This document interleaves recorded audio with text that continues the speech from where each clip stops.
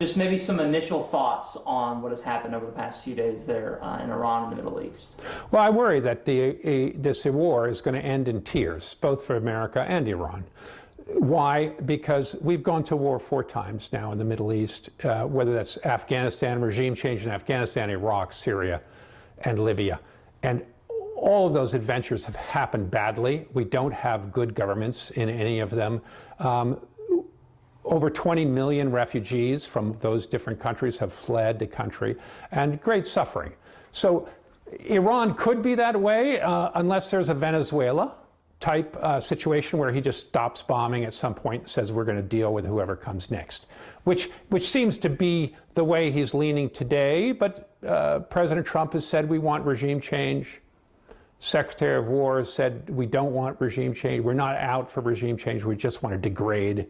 And so there's some confusion about our end games, and I think that's flexibility on the part of the administration. But we don't know how this is going to end yet. You're obviously very well involved and well versed on this topic. Is this something, these actions, did these catch you off guard? Was it a bit of a surprise? Where did you fall on that? You know, several months ago I thought that President Trump would be loath to get involved with Iran because he'd already destroyed the nuclear capacity 6 months ago in the 12-day war. So Iran's not a threat to the United States. So that had me scratching my head a little bit of what are our objectives there. But in the last few weeks, it became clear that this was not about negotiations. This was, once we began moving the heavy hardware out there and moving lots of planes to Israel, we were taking our AWACS here from Oklahoma and moving them out there.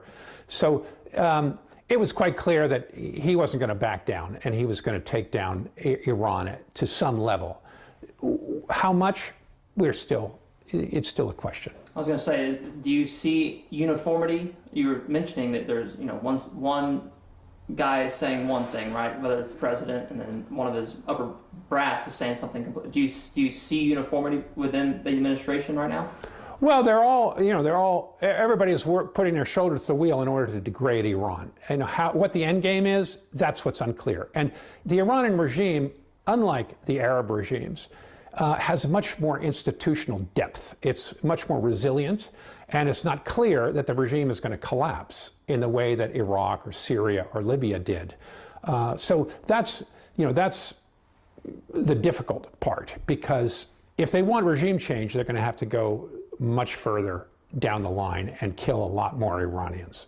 I was going to ask you what that process would look like and how long that. TJ, what? I'm going to get some shots, 2 shots. Maybe ask a question, zooming in if you want to use them. Oh, like a. Yeah, you can. Go ahead. Oh, I see what you're saying. You can ask it. Okay. Okay. So you mentioned regime change. How long or what all would it take for something like that to happen specifically in Iran?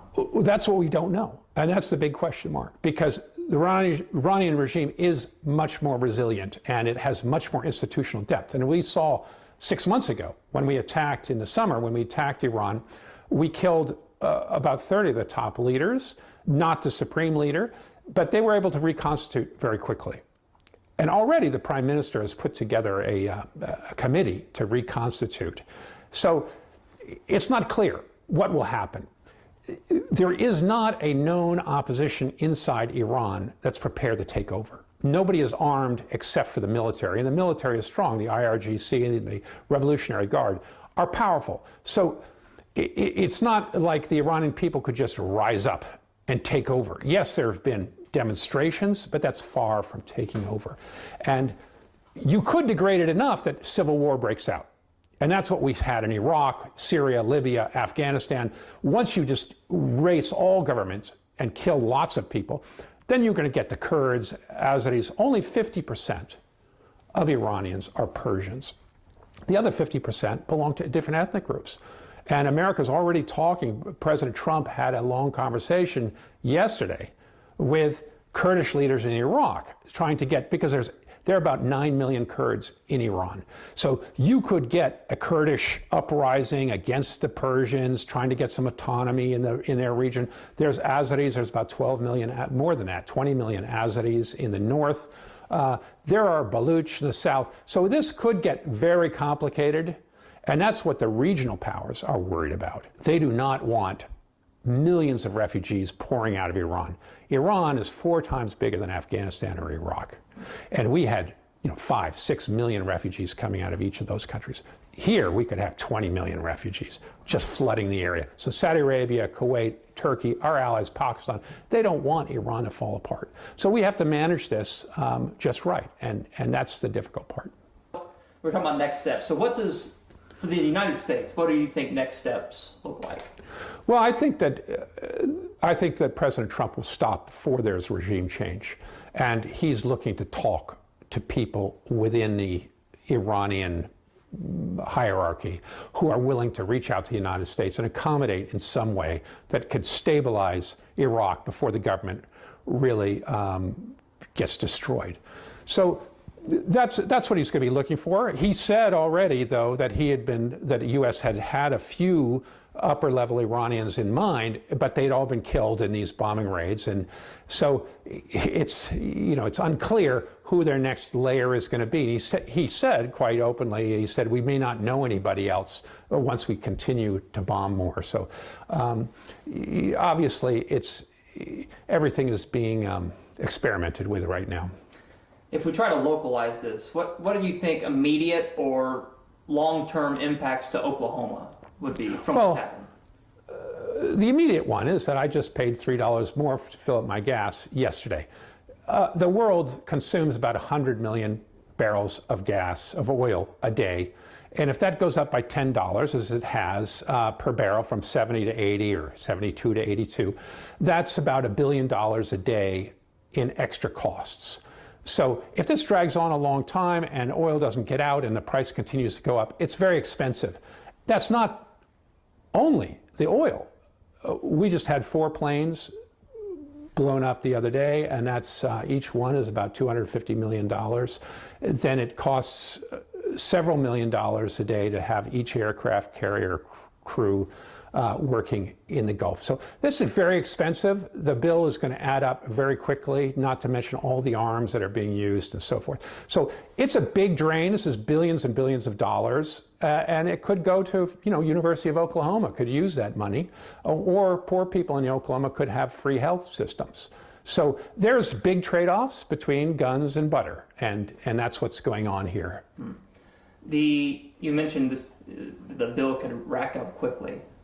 Do you envision this being something that ends quickly? Do you envision this being something that drags on through 2026? Like, where do you fall on that? I think it's going to end. I think that, President Trump has been saying a month, but of course he has to stretch it out in order to not upset people if it goes longer than he expects. But I suspect that in a few weeks he's going to want to bring this to an end because Americans are going to get mad. I think Americans are in it today because it's sort of exciting, and the idea of change and American power is very exciting.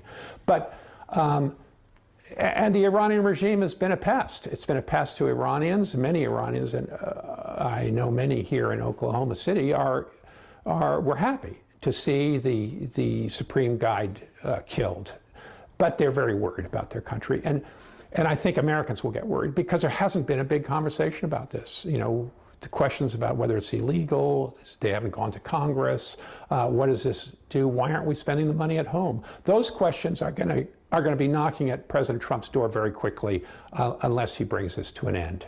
I know we've been asking a lot of what's next. You mentioned here in Oklahoma City, and a lot of Iranian people celebrating. We saw that in Tulsa as well. Right. I would imagine that once that has happened, I'm sure they're probably asking the same questions we are too, right? Like, okay, great. Now what's going to happen next? Is that what you've seen?